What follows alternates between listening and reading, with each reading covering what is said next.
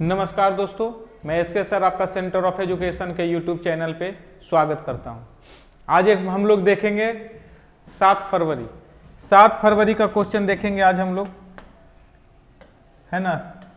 7 फरवरी आज का क्वेश्चन देखेंगे बिहार एसएससी का। बहुत ही खूबसूरत सा क्वेश्चन पूछा गया है, बहुत ही कॉन्सेप्चुअल क्वेश्चन पूछा गया है। और क्वेश्चन को देखेंगे, आपको पूरा वीडियो शुरू से लेकर अंत तक बने रहिए। एक से एक क्वेश्चन आपको मिलेगा, सारा कॉन्सेप्ट क्लियर होगा। तो आप वीडियो को शुरू से लेकर लास्ट तक देखिए। आज का 7 फरवरी का बिहार एसएससी का क्वेश्चन है, BSSC। जो लोग जीडी एग्जाम देना चाहते हैं तो एसएससी जीडी वालों के लिए भी है, एसएससी जीडी वालों के लिए भी ये क्वेश्चन है। तो जो बिहार एसएससी का जिनका एग्जाम है तो उनके लिए भी है, और एसएससी जीडी वाले के लिए ही। तो स्टार्ट करते हैं पहले क्वेश्चन से। पहला क्वेश्चन देखिए क्या है।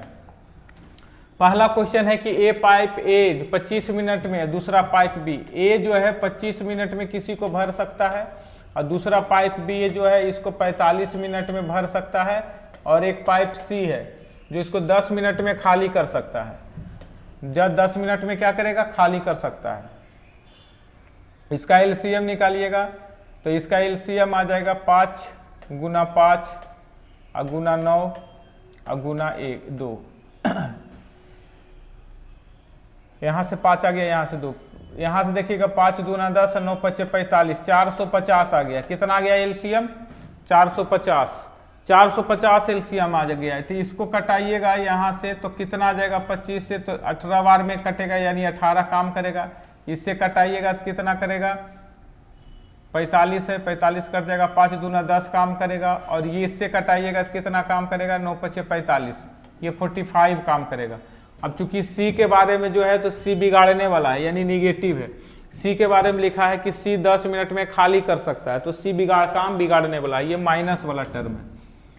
कहता है पहले दोनों पाइप 5 मिनट तक खोलने के बाद, पहले 2 को खोला गया 5 मिनट तक, तो देखिए 5 मिनट तक कितना काम करेगा? ये 18 काम करेगा, ये 10 काम करेगा, यानी कुल मिला के 28 काम करेगा। और कुल मिला के 28 काम करेगा तो 28, 5 गुना 28 इतना काम हो जाएगा। और 5 गुना 28 करिएगा, 28 करिएगा तो 8 पच्चे 40 है ना। अब 5 दूना 10, 140 आ जाएगा। ठीक है, 140 कुल काम कितना हुआ? तो इतना काम हो चुका है। और इस काम को अब क्या करता है? सी भी खोल दिया जाता है। अब सी जब खोल दिया जाएगा तो सी क्या करेगा? सी को जब खोल दिया जाएगा तो ये दोनों मिलकर 28 काम करेगा, और ये बिगाड़ने वाला है। तो बिगाड़ने वाला कितना काम करेगा? तो ये माइनस में करेगा। 28 में 45 घड़िया 15 दू 17 काम करेगा। कितना काम? 17 काम। ये 17 काम जो है ना बिगाड़ने वाला काम करेगा, क्योंकि पहला काम करेगा 18, दूसरा काम करेगा 10, 28 काम करेगा। और 28 में से 45 घटाइएगा तो 17, ये 17 काम को बिगाड़ेगा, यानी खाली करेगा। तो बताइए कुल मिला के जो है एक मिनट में 17 काम, तो 1 मिनट में कितना खाली करना है? 140 को खाली करना है। 1 मिनट में किसको खाली करना है? कितना को? चाहती इतना। तो यहाँ से अब कर लीजिए, आपका 140 बट्टा 17 आंसर होगा। कितना मिनट लगेगा? तो इतना 1 से डिवाइड कर लीजिएगा 17 से। 17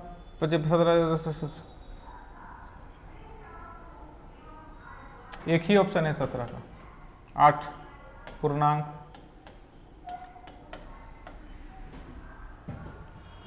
एक ही ऑप्शन है 17 का। ये इतना मिनट लगेगा, इतना मिनट लगेगा खाली करने में। समझ में आ गया? क्वेश्चन ऐसे ही बनेगा। ये बहुत ही अच्छा क्वेश्चन था। नेक्स्ट क्वेश्चन पे आते हैं। क्वेश्चन देखिएगा, कहता है 9 व्यक्ति एक होटल गया।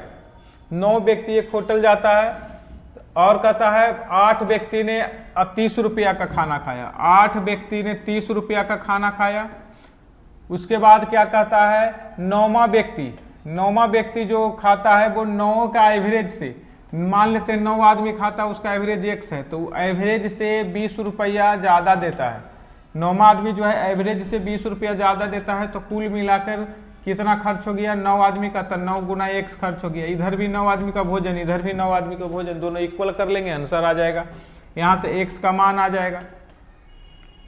यहाँ से x का मान आ जाएगा 8 तिया 24 और 20 260 अब बटा 8, यही आ जाएगा x का मान। तो पूछ रहा है तो खर्च कितना है, तो खर्च कितना हो जाएगा, तो टोटल आ जाएगा 9 इंटू एक्स का जो मान आएगा उसको मल्टीप्लाई कर दीजिए, यही आंसर होगा। अब ये 9 इंटू एक्स में क्यों मल्टीप्लाई कर रहे हैं, तो 9 इंटू एक्स इसलिए मल्टीप्लाई कर रहे हैं क्योंकि पूछ रहा है तो उन सभी के द्वारा खर्च किए गए कुल राशि कितना है, तो सभी के द्वारा खर्च किया गया कुल राशि 9x है, या फिर इसको जोड़िएगा तो x का वैल्यू पुट करके इसको जोड़ सकते हैं, जैसे आपको बनाना है बना लीजिए, आंसर आ जाएगा। अगर इधर पुट करना चाहते हैं तो इधर भी पुट कर सकते हैं, इधर पुट करना चाहते हैं तो इधर भी पुट कर सकते हैं, और आपका आंसर आ जाएगा 292.5 आंसर आ जाएगा, 292.5 टोटल खर्च आ जाएगा। कहता है 3 बट्टे के समतुल्य बट्टा किस में से है, तो इसको आप समतुल्य बट्टा यानी सक्सेसिव बनाना है, तो सक्सेसिव निकालने का तरीका ये भी फॉर्मूला है, ये भी फॉर्मूला है, और दूसरा तरीका ये है जो हम बता रहे हैं आपको। मान लेते हैं 100 रुपया है, पहला पर 33.1/3 का मतलब होता है 1/3, 1/3 डिस्काउंट दे दिए तो बचा कितना, तो 2/3, इसका मतलब होता है 1/8, और जब 1/8 किसी में डिस्काउंट दे देंगे तो कितना बचेगा, 7/8 बचेगा, इसका मतलब होता है 1/7, कितना होता है 1/7, तो जब 1/7 डिस्काउंट दे दिए तो बचा कितना, तो 1/7 डिस्काउंट दे दिए तो बचा कितना, 6/7। देखिए 7 से 7 कैंसिल हो गया, 3 से कैंसिल हो गया, और ये इससे कैंसिल हो गया 2 टाइम्स में, और इससे कैंसिल हो गया, कुल मिला के 50 आया, कुल मिला के 50% बचा। देखिए 50% बचा, 100 रुपया बचा है 50, तो कितना का डिस्काउंट मिला है, तो 50%, कितना का डिस्काउंट मिला है, तो 50%, ऑप्शन नंबर सी। तो आप एक लाइन में अगर बनाना चाहते हैं तो इस तरीके से बनाएंगे तो एक लाइन में बनेगा, और सक्सेसिव लगाएंगे तो आप काफ़ी पेचीदा हो जाएगा, जो काफ़ी टफ हो जाएगा क्वेश्चन, कैलकुलेशन ज़्यादा हो जाएगा। ये भी फॉर्मूला लगाएंगे तो सक्सेसिव लगाएंगे तो आपका ज़्यादा टाइम लगेगा, ठीक है। 3 संख्याएं आपस में सअभाज्य है, जब सअभाज्य है तो इसको पहले तोड़ लीजिए, क्या है 4 7 5, 4 7 5 का अगर हम तोड़ेंगे तो 19 गुना 25, और 10 75 को अगर तोड़ेंगे, है ना, 10 75 को तोड़ेंगे तो 25 गुना 4 है ना 43, कितना आ गया 43, 25 से कट जाएगा, 25 चौका 100 और 25 तिया 75, ठीक है। तो बताइए इसमें से 3 गुणनखंड मिला, 19 गुना 25 और 25 गुना 23, क्यों ऐसा मिला, तो क्योंकि पहले ए और बी को मल्टीप्लाई किए तब इतना आया, दूसरा में बी और सी को मल्टीप्लाई किए तो इतना आया। अब बताइए ए का मान कितना आ गया, तो ए का मान 19, बी का मान 25 और सी का मान 43। तो पूछ रहा है आपसे ए प्लस बी प्लस सी कितना होगा, तो लिख लीजिए 19 प्लस 25 प्लस 43, यही आपका आंसर है, जो भी आएगा आपका आंसर होगा। यही पूछ रहा है 19 प्लस 25 प्लस 43 का वैल्यू क्या होगा, ठीक।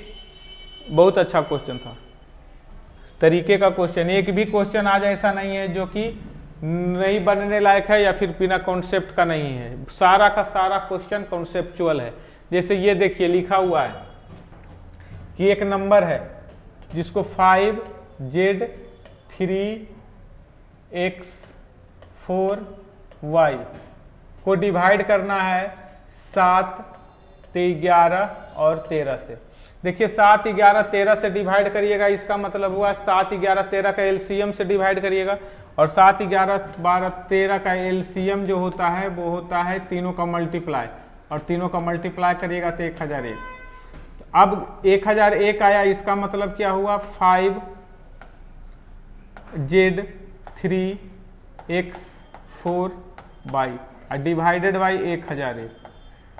अब देखिए 1001 से डिवाइड करना, किसी को भी 1001 से डिवाइड करते हैं तो क्या होता है ना, अगर दो संख्या को तीन अंकों की संख्या है ABC और उसको 2 बार रिपीट कर दीजिए, फिर से ABC, तो 2 बार रिपीट कर दीजिएगा तो 1000 से 1 से कट जाता है। फिर से बोल रहे हैं 1000 से कोई अगर संख्या डिवाइड होना चाहता है तो ABC मतलब 1 2 3 1 2 3 अगर लिख दीजिएगा तो वो कट जाएगा, 1 2 3 या फिर 2 3 4 2 3 4 लिख दीजिएगा, लगातार रिपीट कर दीजिएगा तो कट जाएगा। तो आप बताइए यहाँ पर क्या रिपीट हो सकता है। तो 5 4 3, देखिएगा 5, जेड का मान कितना आ गया 4 3, फिर यहाँ पर आ जाएगा 5 4 3। इसका मतलब क्या हुआ कि x का जो मान आपको मिल रहा है वो है 5, y का जो मान मिल रहा है वो आपको मिल रहा है 3, और z का जो मान मिल रहा है वो आपको मिल रहा है 4। और यही आपका आंसर है, क्योंकि यहाँ 1001 से डिवाइड करने का रूल है कि कितनी 3 संख्या को लगातार हम लिखते हैं ABC फिर ABC, तो वो कट जाता है। क्या होता है? कट जाता है। तो ये 5 3 और 4 आंसर क्या हो जाएगा? पूछ क्या रहा है जी? x plus Y minus Z. X plus Y का मान हो जाएगा 5 3 8, 8 में से 4 गया 4। ऑप्शन नंबर कितना है? B number option, B number option, क्योंकि जेड का वैल्यू 4 है। इसको कह रहा है दोनों को जोड़ दीजिए, इसको घटा दीजिए तो आंसर आ जाएगा। ठीक है, ये बहुत ही अच्छा क्वेश्चन है। चलिए आगे बढ़ते हैं। क्वेश्चन देखिएगा, 3 वर्ष में चक्रवृद्धि ब्याज क्या होगा यदि पहले वर्ष की दर इतना है। मान लेते हैं पहले 100 रुपया होगा, पहले का रेट 100 रुपया होगा। 100 रुपया पर देखिएगा 16.2/3 का मतलब होता है 1/6। सबका लिख दीजिए, अगर याद है तो जल्दी बनेगा, नहीं तो फिर बहुत टाइम लगने वाला। 14.2/7% का मतलब होता है 1/7, और 11.1/9% का मतलब होता है 1/9। अब देखिए डिस्काउंट दीजिएगा, डिस्काउंट दीजिएगा तो 100 रुपया पर इतना परसेंट का डिस्काउंट दीजिएगा, यानी 1/6 का डिस्काउंट दीजिएगा तो कितना में बिकेगा? 5/6 में बिकेगा। दूसरा बार डिस्काउंट देंगे तो कितना बिकेगा? तो 6/7 में बिकेगा, क्योंकि 1/7 में डिस्काउंट देंगे तो 6/7 में बिकेगा, और बचेगा कितना? इतना। इसमें से 1/9 का डिस्काउंट दीजिएगा तो कितना में बिकेगा? तो 8/9 में बिकेगा। अब और इसके इक्वल में कौन आ रहा है? इसी के इक्वल डिस्काउंट देने पर वो सामान कितना में मिल रहा है? डिस्काउंट दिया जा रहा है कि इंक्रीज किया जा रहा है? सॉरी इंक्रीज किया जा रहा है।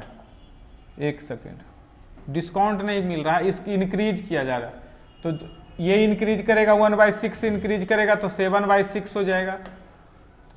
1/7 इंक्रीज करेगा तो 8/7 हो जाएगा, और 1/9 इंक्रीज करेगा तो 10/9 हो जाएगा। ये हो जाएगा।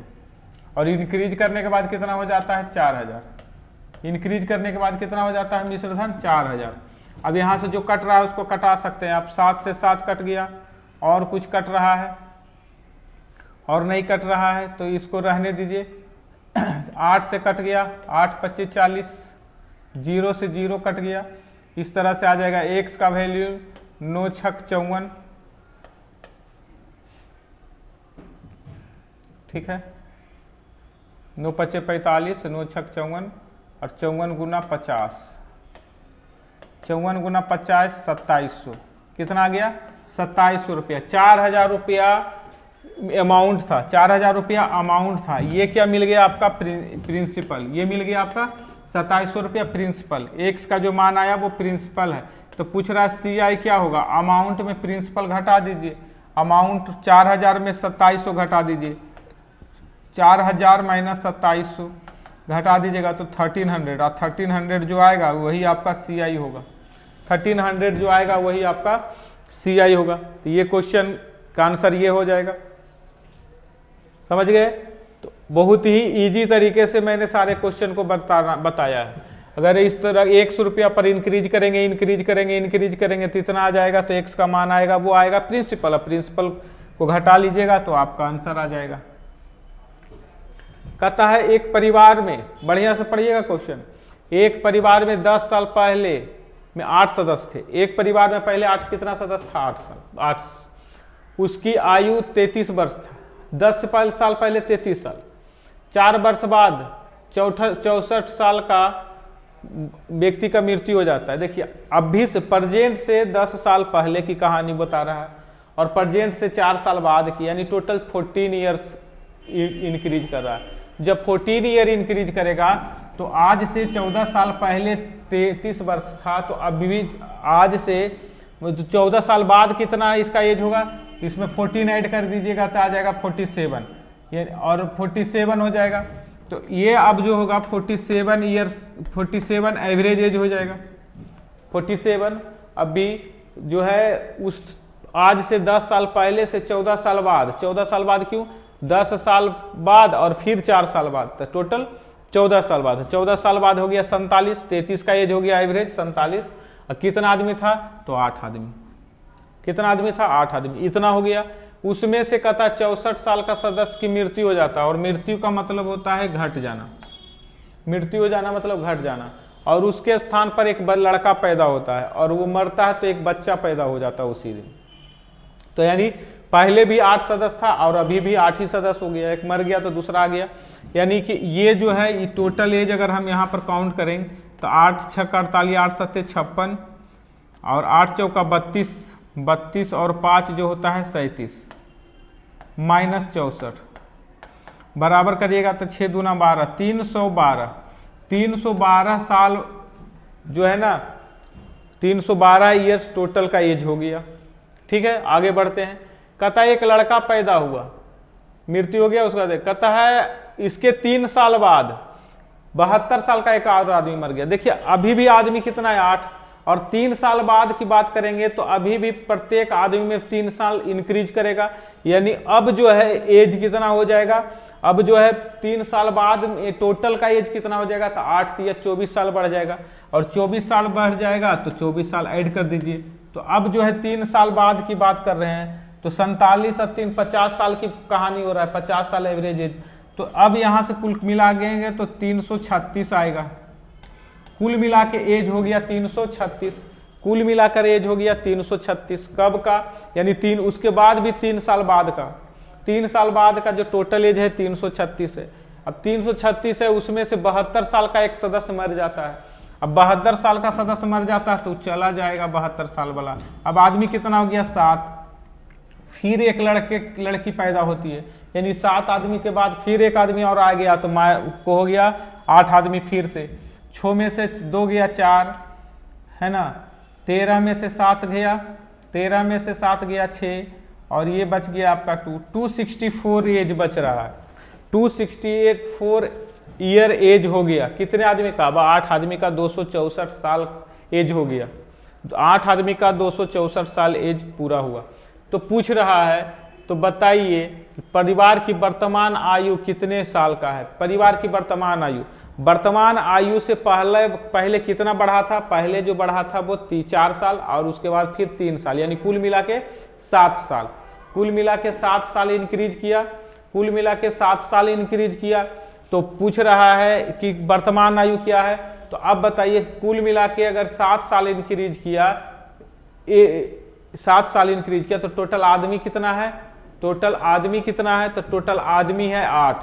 टोटल आदमी कितना है, टोटल आदमी है 8। एक आदमी में 7 साल इंक्रीज किया तो 8 आदमी में 8 7 56 साल इंक्रीज करेगा, यानी बढ़ के इतना हो गया था, बढ़ के जो एज है इतना हो गया था। कितना, 264 माइनस, है ना, 8 आदमी है और प्रत्येक में 7 साल इंक्रीज हुआ था, तो उसको हम घटा लेते हैं, 8 7 56, तो आ जाएगा ये कुल मिला के 208 साल। उस समय एज जो था, वर्तमान में एज जो था वो 8 आदमी का 208 साल था। अब 8 से अगर इसको हम भागा लगाते हैं, 8 से अगर इसको भागा लगाइएगा, चूंकि वर्तमान एज पूछ रहा है तो 8 से भागा लगाइएगा तो 8 दूना 16, है ना, 4 48, 8 6 का 48, यानी 26 ईयर। तो ये आ गया 26, कितना औसत आयु आ गया 26। अगर आप इसको लिख के बनाएंगे तो बेहद पेचीदा होगा, आपसे बनने की संभावना कम हो जाएगा। और कितना लिख के बनाएंगे, क्वेश्चन समझाने की कोशिश किए कि शुरू में 47 था, पहले 33 था, 33 में चूंकि 14 ऐड करना था तो 14 ऐड किया तो 47 हो गया। 47 8 लड़का का है तो टोटल इतना हो गया, उसमें से 64 साल का मर गया तो इतना बचा। उसके बाद फिर 3 साल के बाद की कहानी कर रहा है तो ऐड कर लिए। इस तरीके से आगे आपका आंसर आ गया 26 ईयर। बहुत ही अच्छा क्वेश्चन था। यहाँ पर लिखा है a + b, b + c, c + a, यानी कि अगर हम इसको जोड़े तो 2 × a + b + c equal to कितना दिया हुआ है जी, 30 साल। कितना दिया हुआ है, 30। तो पहले हम इसको रेशियो में निकाल लेते हैं। इसको कितना है, 9 4 13, 13 और 7 20, कितना दिया हुआ है 20।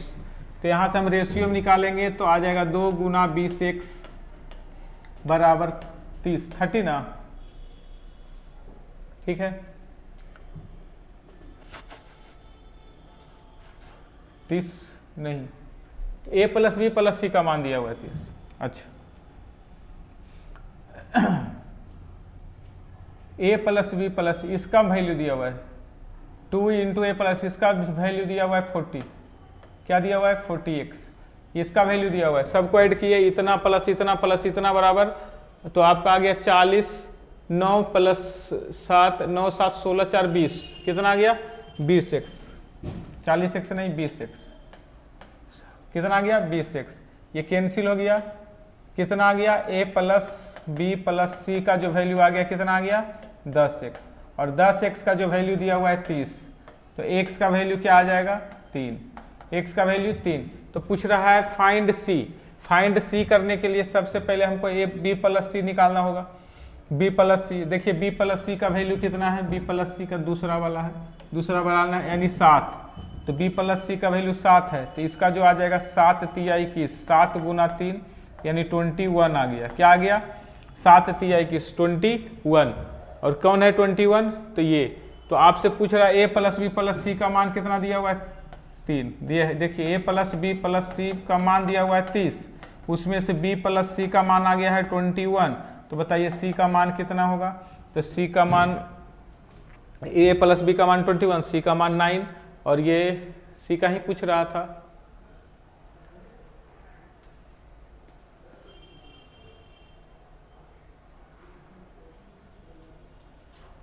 c का तो दे ही नहीं रहा, फिर से एक बार देख लेते हैं, इसको ऐड किए a तो आ जाएगा 2 2 आ जाएगा, वहाँ से 9 और 7 16 और 4 20 20, यहाँ से a प्लस बी प्लस सी आ गया 20, तो 10x बराबर 30, तो x बराबर 3 है ना, तो ये आता है b प्लस सी का मान होता है 7x, तो 7x का मान हो गया b प्लस सी 7 गुना 3 21, तो c का जो वैल्यू मिलेगा वो आपका कितना मिल जाएगा,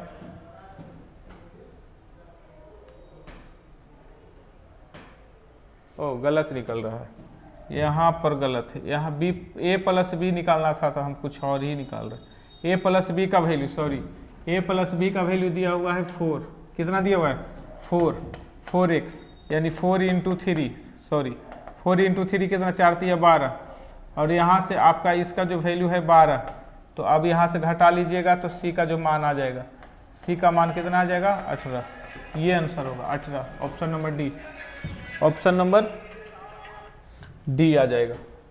ठीक है, ये सिंपल सा था, थोड़ा कैलकुलेशन में गड़बड़ा रहा था।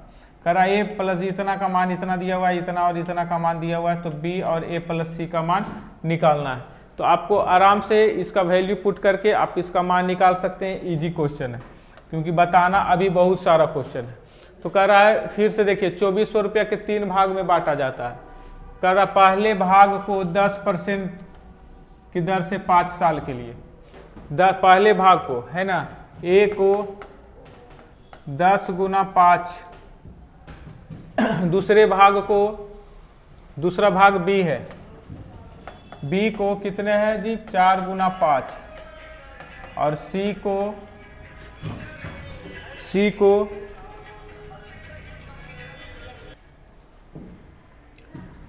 को कितना है 5 गुना 20 साल के लिए, c को 5 गुना 20 साल के लिए। अब बोल रहा है 20 साल के लिए दिया जाता है, तो तीनों से प्राप्त धनराशि बराबर होता है, तीनों से प्राप्त धनराशि बराबर होता है, मतलब अमाउंट बराबर हो रहा है या फिर ब्याज बराबर हो रहा है, ये देखना है तीनों भाग का मूल्य क्या है। तो ब्याज बराबर हो रहा है, अमाउंट बराबर हो रहा है। अगर ब्याज बराबर अमाउंट बराबर हो जाए तो 10 × 5 = 50 यानी 150 ए होगा, और 20 दूना 40 कहने का मतलब हो गया, अगर ये हम अमाउंट बराबर कर रहे हैं तो 20 5 चौका 20 यानी 120 बी के बराबर होगा। ब्याज बराबर फिर कर रहा है 100 यानी 200 सी के बराबर, क्योंकि ये तो 100 ऑलरेडी है, पहले से 100% होता है।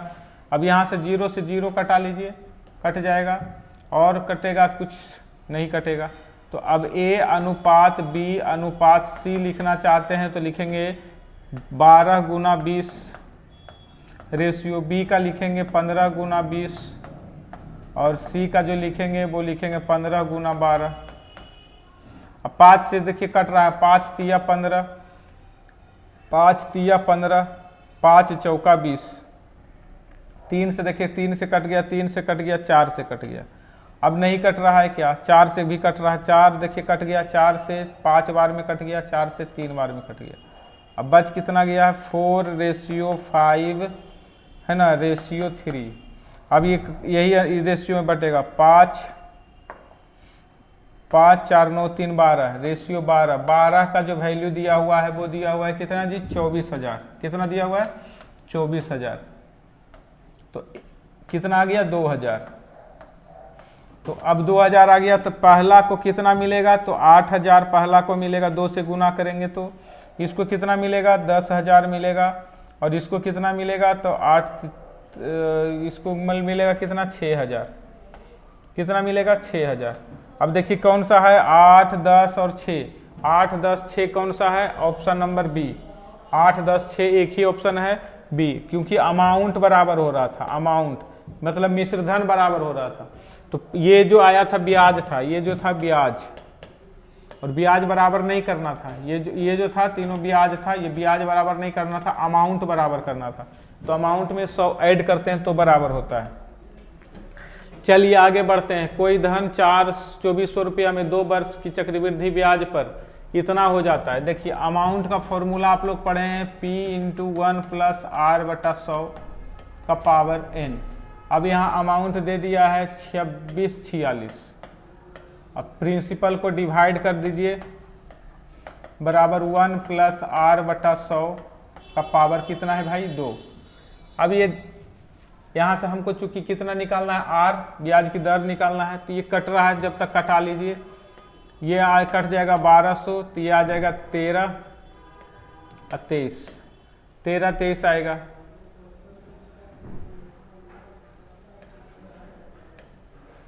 और कट रहा है 3 से कट जाएगा रहा, देखिए 3 से 40 बार में 400 आ जाएगा। ये कट जाएगा 3 बार से, 3 से कटा लीजिएगा तो ये आ जाएगा 4 तिया 12, 1 2 है ना, 4 तिया 12 और 1 441, यानी इसका जो वैल्यू आएगा 441 divided by 400 equal to 1 + R/100। अब आंसर आ गया।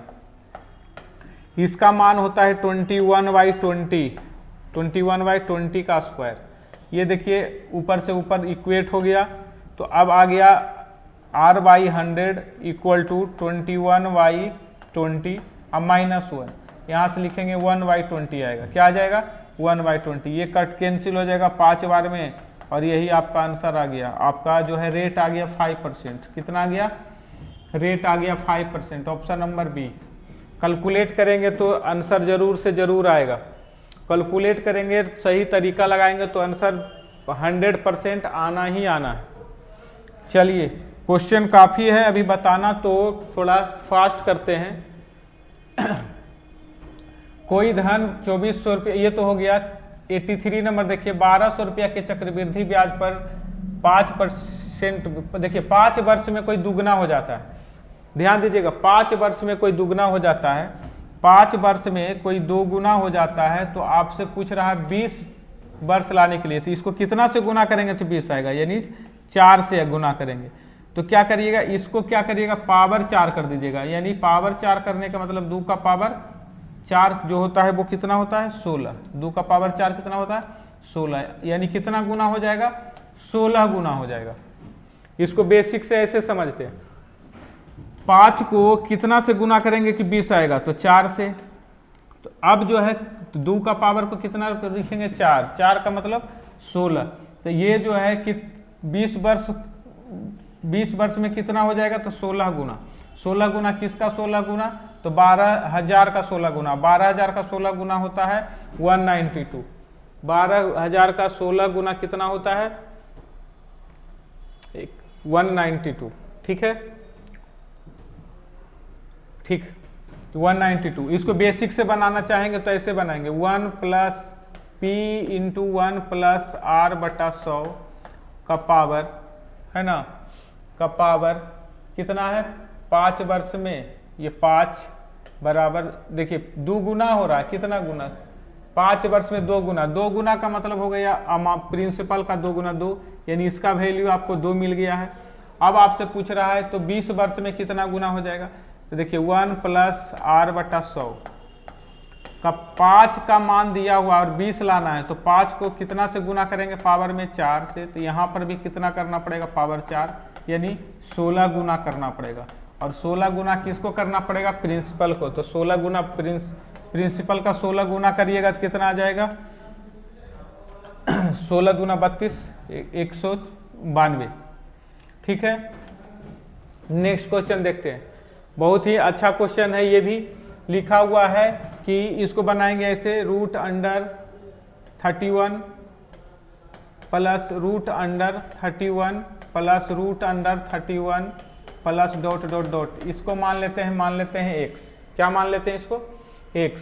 अब क्या करिएगा x मानने के बाद इसको बोथ साइड स्क्वायर करेंगे, आ जाएगा 31 प्लस x बराबर x स्क्वायर, क्या आ जाएगा इतना आ जाएगा 31 प्लस x बराबर x स्क्वायर, क्योंकि इसको मैंने माना है x तो इसलिए इसका आ जाएगा इसके बदले x स्क्वायर। अब ये आ जाएगा x स्क्वायर माइनस x, है ना, अब माइनस 31 बराबर 0, पहला ये आ गया। तो x बराबर हमको निकालना है, तो x बराबर कैसे निकलता है minus b plus minus root under b square minus 4ac अब बटा 2। अब है माइनस बी का मतलब हो गया 1 plus minus root under B square मतलब 1 का स्क्वायर प्लस 4ac का मतलब होगा 4 इंटू 31 और डिवाइडेड बाई 2। यहाँ से आएगा तो चूंकि माइनस हो नहीं सकता तो प्लस ही लिखेंगे, और यहाँ से 31 चौका 124 125 आ गया अब बटा 2। इसका मतलब क्या आ गया 1/2 का मतलब होता है 0.5 प्लस इसका मतलब होगा 2.5 इंटू रूट 5। सोल्व करिएगा तो आ जाएगा ऑप्शन नंबर कितना में दिख रहा है, ये ऑप्शन नंबर बी में दिख रहा है। ठीक है, सोल्व करना है इस क्वेश्चन को। आगे देखिएगा, इसको तोड़िएगा तो इसका जो वैल्यू मिलेगा वो आपको मिल जाएगा 2 प्लस रूट 3, और इसको तोड़िएगा तो इसका जो वैल्यू मिलेगा आपको रूट 3 प्लस 1, और दोनों को माइनस कर दीजिएगा तो ये कैंसिल हो जाएगा, ये आ जाएगा 1, नीचे में क्या मिल जाएगा 1, यानी इस पूरे का वैल्यू मिलेगा 1, यानी सिर्फ ऊपर वाला ही आंसर होगा। तो ऊपर वाला का सबका स्क्वायर करके जोड़ दीजिए और आपका आंसर आएगा 6 का स्क्वायर प्लस 8 का स्क्वायर 100 200, और 99 का स्क्वायर प्लस 7 का स्क्वायर ऐड करिएगा तो 330 आ जाएगा। ये सिंपल क्वेश्चन था, सिर्फ ऊपर वाला का स्क्वायर करके जोड़ देना है, नीचे वाला में इसका वैल्यू इतना आता है और इसका वैल्यू इतना आता है। कैसे आता है इतना, तो आप इसका फॉर्मूला लगाइएगा, आपका आंसर आ जाएगा। चाहे देखिए कहता है एक व्यक्ति 2 वस्तु में से प्रत्येक को इतना रुपया में बेचता है, यानी 2 वस्तु का सेल प्राइस सेम है। सेल प्राइस कितना है लिखा हुआ है 2695, दूसरा का लिखा हुआ है, दूसरा का भी 2695। अब क्या करता है, पहला वस्तु पर प्रॉफिट होता है कितना परसेंट का 18.75% का, और प्रॉफिट होता है। जब प्रॉफिट होता है यानी हम इसका अगर कॉस्ट प्राइस निकालना चाहेंगे तो क्या लिखेंगे, तो 2695 गुना 100 अब बटा 118.75। इस तरीके से इसका निकालिएगा तो आपका आ जाएगा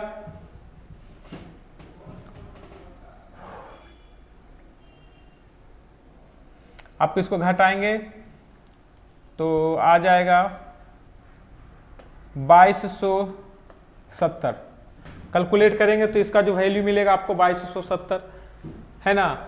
अब बताइए 2270 आया, इसका मतलब इसमें से ये कितना घट रहा है, तो 425 के लगभग घट रहा है। लगभग में हम बता रहे हैं कितना कम रहा है 425 के लगभग में, क्योंकि जो कॉस्ट प्राइस आपका जो आया वो कॉस्ट प्राइस कितना आया 2270, तो कितना का प्रॉफिट हो रहा था, तो 425 का। तो अगर 425 का यहाँ प्रॉफिट हो रहा है और बात बोल रहा है कि टोटल में कोई लाभ हानि नहीं हो, इसका मतलब क्या हुआ, इसका मतलब ये हुआ कि अब अगर इसमें 425 कम रहा है तो इसमें 425 बढ़ जाएगा, और 425 अगर इसमें आपका बढ़ जाएगा तो कितना बढ़ के हो जाएगा 425, तो 5 5 0 और 9 और 2 9 2 11 1 12 और 26 और 4 30 और 1 31 31 20 हो जाएगा। कितना हो जाएगा 31, यानी नया कॉस्ट प्राइस कितना होगा, इस दूसरे वस्तु का कॉस्ट प्राइस इतना और इसका सेल प्राइस इतना, तो कितना का लॉस हो गया 425 का। तो लॉस ही पूछ रहा है, लॉस कितना का होगा 425 गुना 100, और लॉस हमेशा किस पर होता है, क्रय मूल्य पर, तो 31 20 और इसको कटाइएगा तो आ जाएगा लगभग 13.63%। कटाइएगा ऑप्शन नंबर 1, ऑप्शन नंबर 1। जिनको समझ में नहीं आया है वीडियो को रोक के देखिएगा या फिर क्लास में पूछ लीजिएगा। चलिए नेक्स्ट क्वेश्चन कहता है, एक दुकानदार अपने ग्राहक को इतना % की छूट देता है, वह केवल प्रतिबंधित सामान बेचता है, मतलब जो इलीगल सामान है वो बेचता है, वो लीगल सामान नहीं बेचता है। कहता है जिस पर कुल क्रय मूल्य का इतना % का रिश्वत के रूप में देता है, यानी कॉस्ट जितना हम खरीदता है उसके बाद उसको कॉस्ट प्राइस पर रिश्वत भी देना पड़ता है, वो कितना % का 12.5%। अब देखिए सबका वैल्यू लिखा हुआ है, सबका वैल्यू अगर निकालेंगे 12.5% का वैल्यू होता है 1/8, इसका वैल्यू हो जाएगा 11 दूना 22 है ना, इसको करेंगे तो 200/11/100 यानी 2/11, 2/11 आएगा इसका वैल्यू, कितना आ जाएगा 2/11। अब देखिए कहता है यदि वस्तु का क्रय मूल्य इतना है, ध्यान दीजिएगा, अगर कॉस्ट प्राइस आपका दिया हुआ है 3584, 35 इतना में हम खरीद कर लाए, लेकिन हमको इस पर टैक्स भी देना पड़ा, रिश्वत भी देना पड़ा, कितना का रिश्वत देना पड़ेगा, तो 12.5%, 12.5% का मतलब होता है 1/8, यानी कि अब हमको पैसा कितना देना पड़ गया, तो 9/8 देना पड़ गया, 9/8, यानी कि मेरा क्रय मूल्य रिश्वत दिए वो तो मेरा क्रय मूल्य में ही ऐड हो गया, यानी अब जो मेरा कॉस्ट प्राइस आ गया वो कितना आ गया, इतना। ठीक है, अब इसको हम अगर सेल प्राइस बनाना चाहते हैं, इसको अगर हम सेल प्राइस बनाना चाहते हैं तो सेल प्राइस के लिए कितना % पर, इतना % पर का लाभ कमाना चाहता है, और इसका मतलब होता है 3/8, और जब कोई लाभ कमाना चाहेगा तो 11/8 में बेचेगा सामान को, जब लाभ का कमाना चाहेगा तो 11/8 में बेचेगा सामान को, तो हम इसको क्या करेंगे 11/8 से मल्टीप्लाई कर दिए। और उसके बाद भी कहता है कि इतना % का छूट देता है, तो छूट हमेशा मार्केट प्राइस पर मिलता है, तो मार्केट प्राइस पर छूट मिलता है, तो मार्केट प्राइस मान लेते हैं MP जो होगा इतना होगा, और छूट दिया जा रहा है देखिए 2/11 का, 2/11 का छूट दे रहा है, तो छूट देने के बाद कितना में बिकेगा, तो 11 में से 2 गया तो 9/11 में बिकेगा सामान, कितना में बिकेगा, तो 9/11 में। ठीक है, इस पर छूट मार्केट प्राइस पर छूट दिया जाता है। अब यहाँ से इसको कैलकुलेट करिए, ये तो MP आ जाएगा, और MP का जो वैल्यू है वो आ जाएगा आपको।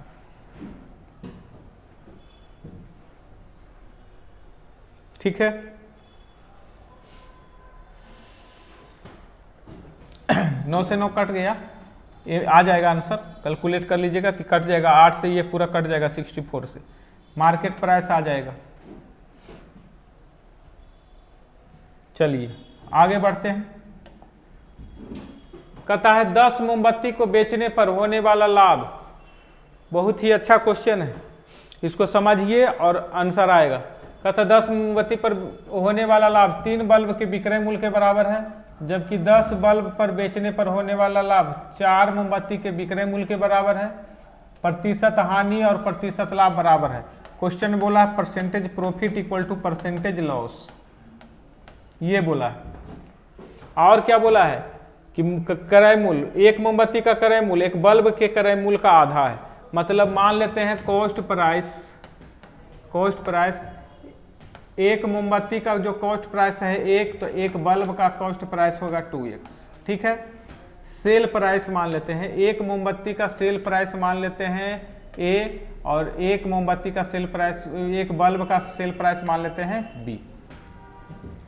एक बल्ब का सेल प्राइस मान लेते हैं बी और एक मोमबत्ती का सेल प्राइस ए। ठीक है, अब कहता है प्रतिशत लाभ बराबर होता है प्रतिशत लॉस। क्वेश्चन में बोला है प्रतिशत लाभ और प्रतिशत हानि के बराबर है। प्रतिशत लाभ बराबर क्या होता है? प्रॉफिट गुना 100 अब बटा कॉस्ट प्राइस। दूसरा में क्या होता है? लॉस, तो लॉस गुना 100 अब बटा कॉस्ट प्राइस। देखिए 100 से 100 कैंसिल हो गया। प्रॉफिट, यहीं से आंसर बनेगा। प्रॉफिट, पहला में प्रॉफिट हो रहा है तो पहला में जो प्रॉफिट हो रहा है 10 मोमबत्ती को बेचने पर 3 बल्ब के विक्रय मूल्य के बराबर लाभ होता है। 3 बल्ब के विक्रय मूल्य के बराबर है लाभ। देखिए लाभ 3 बल्ब के विक्रय मूल्य के, यानी पहला में लाभ कितना हो रहा है? 3 बल्ब का। तो एक बल्ब का विक्रय मूल्य कितना है? 3 बल्ब, एक बल्ब का विक्रय मूल्य कितना है? तो एक बल्ब का विक्रय मूल्य इतना है, बी है। तो 3 बल्ब का विक्रय मूल्य कितना हो जाएगा? तो 3 बल्ब का विक्रय मूल्य हो जाएगा 3B। 100 से 100 तो कट गया, डिवाइडेड कॉस्ट प्राइस। किस पर कॉस्ट प्राइस? तो कितना बेच रहे हैं, तो शुरू में ही लिख दिया गया है कि 10 मोमबत्ती को बेचने पर, यानी 10 मोमबत्ती का क्रय मूल्य, एक मोमबत्ती का क्रय मूल्य x, 10 मोमबत्ती का क्रय मूल्य 10x बराबर। दूसरा में लॉस हो रहा है, तो कितना लॉस हो रहा है? 4 मोमबत्ती के विक्रय मूल्य के बराबर लॉस हो रहा है। 4 मोमबत्ती के विक्रय मूल्य, और एक मोमबत्ती का विक्रय मूल्य कितना है? ए। तो 4 मोमबत्ती का विक्रय मूल्य 4A बटा कितना बेच रहा है? तो 10 बल्ब को बेचने पर, 10 बल्ब, देखिए एक बल्ब का विक्रय मूल्य कितना है? 2x। तो 10 बल्ब का विक्रय मूल्य, 10 बल्ब का क्रय मूल्य, ये देखिए क्रय मूल्य है, तो 10 बल्ब का क्रय मूल्य, नीचे क्रय मूल्य लिखाता है, तो 10 बल्ब का क्रय मूल्य 20x। कट गया x से x, 0 से 0, 2 से 2, और आपसे पूछ रहा है a बटा b का मान बताइए। तो a बटा b का मान जो आ जाएगा वो आ जाएगा, a और b इधर आ गया 3/2, कितना आ गया कट के? 3/2। और आपसे वही पूछ रहा है एक मोमबत्ती, यानी एक मोमबत्ती का a और एक बल्ब के विक्रय मूल्य का अनुपात, यानी a बटा b का अनुपात बताइए। तो a बटा b का अनुपात 3:2। बहुत ही अच्छा क्वेश्चन था। चलिए आगे बढ़ते हैं। कहता है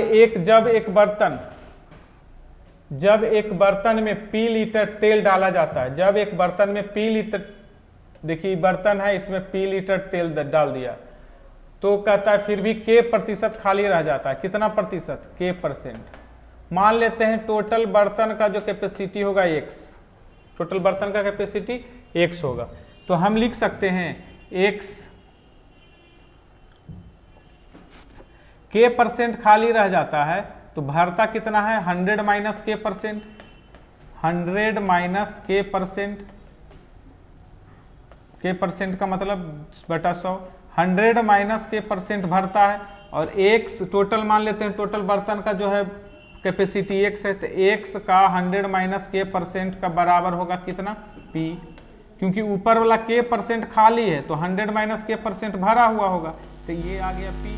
तो x का जो वैल्यू है वो आ जाएगा 100 into P divided by 100 minus K, और ये किसमें है? यानी टोटल कैपेसिटी x निकाल दिए थे, टोटल कैपेसिटी x। सबसे पहले वेतन की क्षमता ज्ञात करे थे, दूसरा में होगा, तो ये किसमें है? 100P बटा 100, ये ऑप्शन नंबर 1 में ही, यहीं से पकड़ा गया, ऑप्शन नंबर 1 में ही। हम यहीं पर कैपेसिटी मान लिए, मान लेते हैं K% खाली है तो भरा कितना है? 100 माइनस K%, 20% खाली है, इसका मतलब 80% भरा है। ठीक है,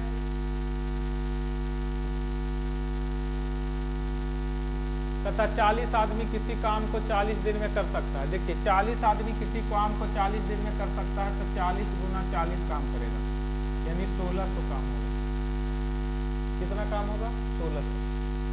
अब कह रहा है 10 दिन के बाद आदमी काम छोड़कर चल जाता है, तो देखिए कैसे काम छोड़ता है। तो 10 दिन तक पहले 40 आदमी काम करेगा, फिर यानी 40 आदमी काम करेगा, इसका मतलब 400 आदमी काम करेगा, फिर 10 दिन तक 5 आदमी चल जाएगा तो 35 आदमी काम करेगा। इसका मतलब क्या हुआ कि 350 आदमी काम करेगा।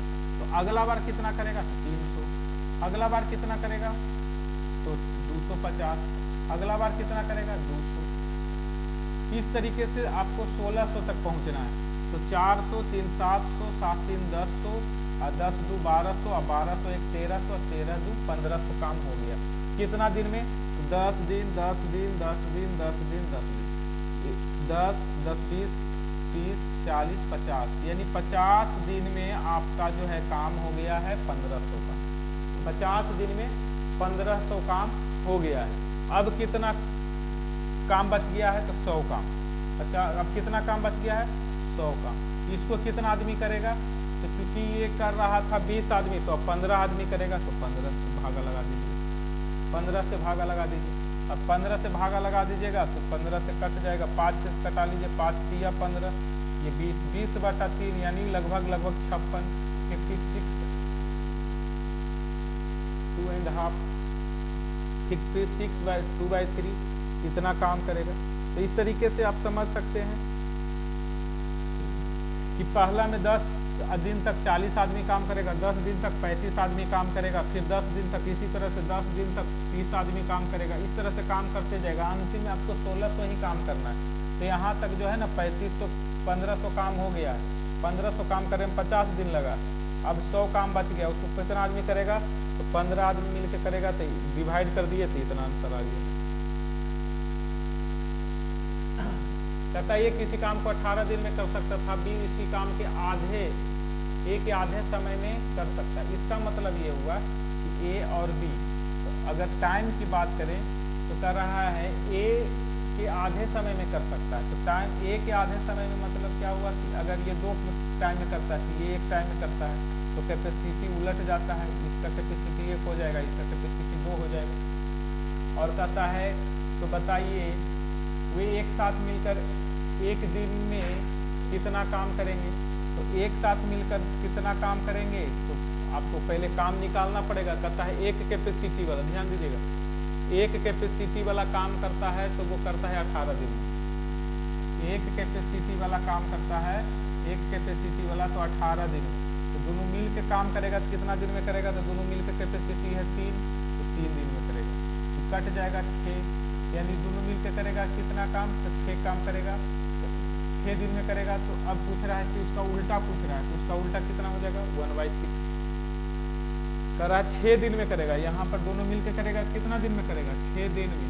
तो पूछ रहा है 1 दिन में कितना काम होगा तो 1 दिन में 1/6 काम होगा, 1 दिन में 1/6 काम होगा। कहता है ए बी सी मिलकर एक काम को इतना दिन में कर सकता है। एक काम शुरू करता है परंतु हर तीसरे दिन बी और सी आ जाता है। ए का कैपेसिटी लिख लीजिए 20, बी का कैपेसिटी लिख लीजिए 30 और सी का कैपेसिटी लिख लीजिए कितना है 60। तीनों का एलसीएम कितना आ जाएगा 60। ये कितना काम करेगा 3 काम, ये कितना 2, ये कितना 1। अब कहता है काम कैसे शुरू होता है तो पहला दिन ए करता है, फिर दूसरा दिन भी ए ही करता है और तीसरा दिन करता है ए प्लस बी प्लस सी, तीनों मिलकर। यानी कि 3 दिन में कितना काम होता है ए प्लस ए प्लस ए प्लस बी प्लस सी। ए प्लस ए प्लस ए का मतलब 9, 3 प्लस 3 प्लस 3 9, 9 2 11 1 12 काम। सीधा सीधा 3 दिन में 12 काम करना कितना है 60 काम। तो 60 काम करने के लिए कितना दिन लगेगा तो 12 को कितना मल्टीप्लाई कर दे 5, तो यहाँ भी 5 से करेंगे 5 किया 15 दिन में करेगा 12 25 60 काम। 15 दिन में 12 25 60 काम। इस तरीके से कर लेंगे। अब 1-2 क्वेश्चन और है, ये सिंपल क्वेश्चन है, टाइम थोड़ा सा ज़्यादा हो रहा है, देखिएगा। 7 लगातार सम संख्याओं का औसत 44 है तो पहली संख्या और आखिरी संख्या लगातार 7 का निकालिएगा तो एगो x हो जाता है, एक को x प्लस 2 हो जाता है और एक x प्लस 4 हो जाता है और x प्लस है ना 6 हो जाता है। तो x प्लस 6 का वैल्यू दिया हुआ है 44, x प्लस 6 का वैल्यू दिया हुआ है 44। क्यों? क्योंकि 7 में से बीच वाला टर्म ही एवरेज कहलाता है। तो औसत दिया हुआ है 44, ये 44 हो गया। तो आखिरी और अंतिम वाला निकाल लीजिएगा और पहला का घटा दीजिएगा, आंसर आ जाएगा। यहाँ से x का मान आ गया, x का मान आ गया 38, पुट कर लीजिएगा, आंसर आ जाएगा। ये सिंपल क्वेश्चन था, ये भी सिंपल ही क्वेश्चन है। इसका एलसीएम निकालना है, 3, 5, 6, 7, 8, 10, 12, 3 सबका एलसीएम कितना निकालिएगा, कितना आ जाएगा, एलसीएम निकालिएगा, कितना आ जाएगा, 120, कितना आ जाएगा, 120। तो कहता है कि शेष 2 बचना चाहिए, तो आंसर कितना आना चाहिए, आंसर आना चाहिए आपका शेष 2 बचेगा तो अब आंसर आना चाहिए, शेष 2 बचेगा तो 122 आना चाहिए, लेकिन ऑप्शन नंबर में नहीं है। तो पूछ रहा है 22 से भाग देने पर हर एक स्थिति में शेष नहीं बचे, यानी 22 से कट जाए। तो देखिए या तो ये तो आंसर हो नहीं सकता, क्योंकि 120 में से कटेगा और 2 बचेगा। तो अब क्या करेंगे, 120 के टर्म में लेंगे, तो 120 ये भी 22 से कटना चाहिए, या तो ये 22 से कटना चाहिए, या तो ये जो 22 से कट जाएगा वो आंसर हो जाएगा। ठीक है, लास्ट क्वेश्चन है, लास्ट क्वेश्चन को हिंट कर देते हैं।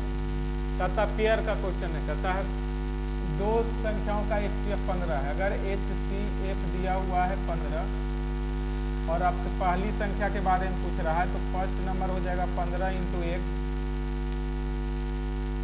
First number 15 into 1। तो सेकेंड नंबर कितना हो जाएगा, सेकेंड नंबर हो जाएगा 15 इंटू 22, और बोल रहा है दोनों का मल्टीप्लीकेशन इतना है। इसका मतलब ये है कि 15x इंटू 15y का मतलब है 63। अब यहाँ से कैंसिल कराएगा, जो कैंसिल हो रहा है 15 से कैंसिल हो जाएगा, x गुना y बराबर 15 से कैंसिल हो जाना चाहिए, 3 पहले 5 से कटा लीजिएगा तो आ जाएगा 20, और ये आ जाएगा 3 से कट जाएगा 21 या 63, 5 से कटा लीजिएगा 4 आ जाएगा, और 3 से कटा लीजिएगा 7 आएगा, 7 चौका 28, 28। कौन कौन सा एक टर्म है जिसको मल्टीप्लाई करने के बाद 28 आता है, तो वो आता है 1 गुना 28, 2 गुना 14 है ना, 3 तो होगा नहीं, 3 से होगा नहीं, 4 गुना 7, और कोई ऐसा नंबर है ही नहीं जिसको गुना करने के बाद 28 आता है। तो देखिए अगर ये दोनों के बीच कुछ कॉमन है तो ये यूज नहीं होता है, तो पहला आंसर ये हो जाएगा और दूसरा आंसर ये हो जाएगा। कितना पेयर होगा, तो 2 पेयर, 2 पेयर, कितना पेयर लगेगा, 1 गुना 28 और 4 गुना 7, और कोई पेयर हो ही नहीं सकता, तो 2 ही पेयर होगा।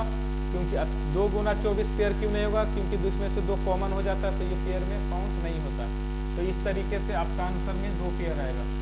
मैंने कोशिश किया कि सारे क्वेश्चन को फास्ट तरीके से किया जाए, काफ़ी टाइम लग गया है, तो वीडियो को देख लीजिए, जो डाउट लगेगा क्लास में पूछ लीजिएगा, या फिर कमेंट सेक्शन में कमेंट कर दीजिएगा, उसको फिर से एक बार छोटा सा टाइप से बना के सेंड कर देंगे। ठीक है, धन्यवाद।